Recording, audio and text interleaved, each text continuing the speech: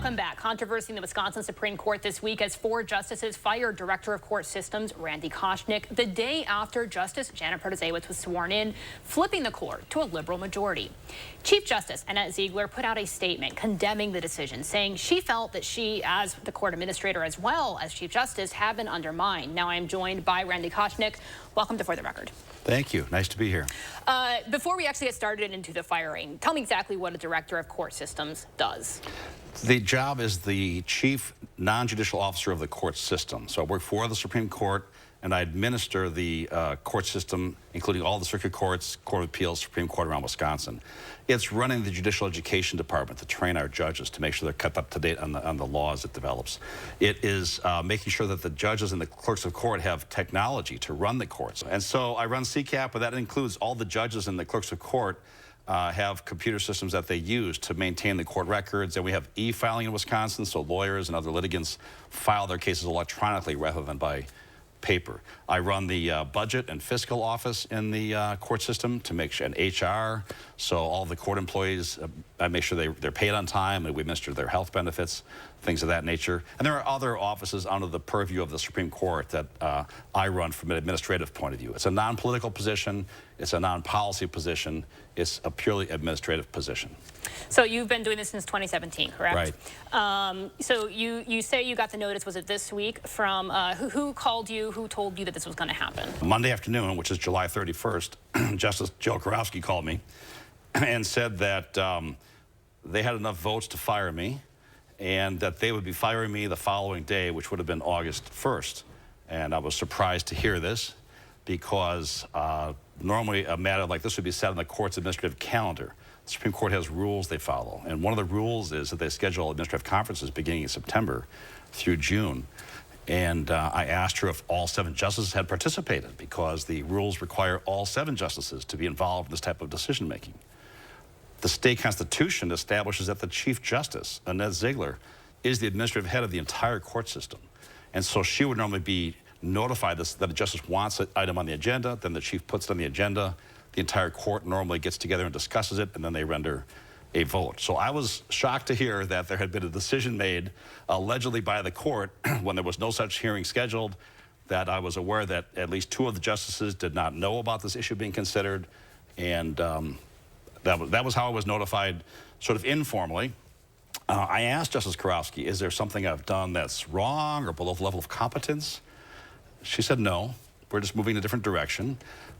Because I've never received a complaint from any of the justices, any of them. Over the past 6 years, I've received awards for my service, so I was surprised that they would be doing this in this manner.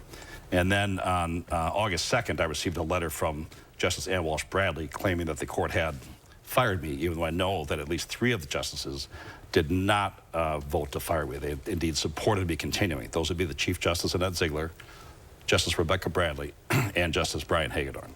The conservative justices. Do you plan to sue, and if so, what grounds would that be on? Well, people ask me that, but why would I sue? I mean, this isn't about me. This is about the system. So I'm a lifelong Wisconsin resident, born and raised here, committed my life to the law. I was a lawyer for 14 years, judge for 18 years, court administrator for 6 years, 38 years in the legal system. Both of my daughters are lawyers, so I love the Constitution. I love the court system. And the big problem here is we have a court that's operating outside of the law. They're ignoring the Constitution. They're not allowing the process to play out the way the rules establish it.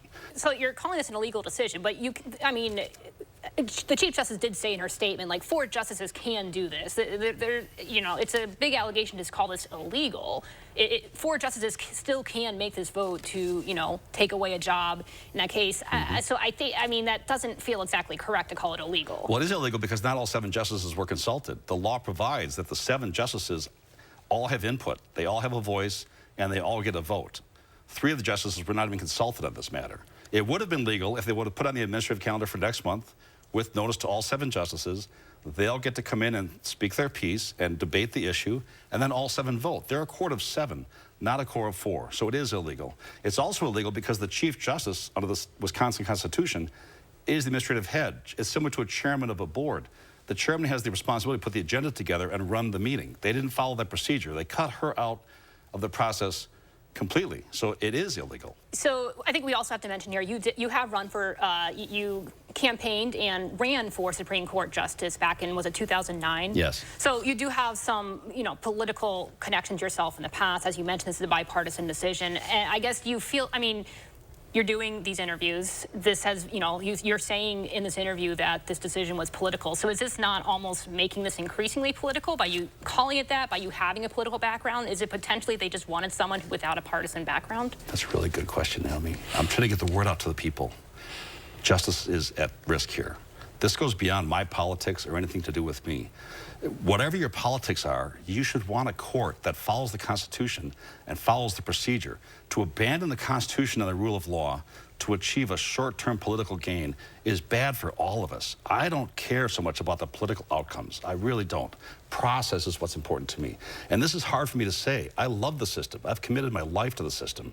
I have lost all confidence in the state Supreme Court because of these 4 politicians in black robes who are abandoning the rule of law. And so what I'm trying to do by doing these interviews is get the word out there so citizens will know what their court is doing and what's happening.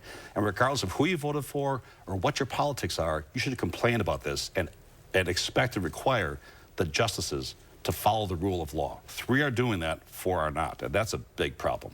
What's next for you? I don't know. I've been offered jobs in other places. I have to think about what I want to do next, but I'm not concerned. My first priority is to make sure the word gets out about how corrupt this court is, these 4 liberal justices are. I want to get the word out. That's my #1 priority right now, is to educate and alert the public to what's really going on here so we can save our democracy and our constitutional form of government. I appreciate you coming on the show and making the time. I will make a note here as well. Your interim replacement was a Walker-era appointee. It's a Milwaukee Circuit Court judge. Thank you again for your time. We will be right back after the break.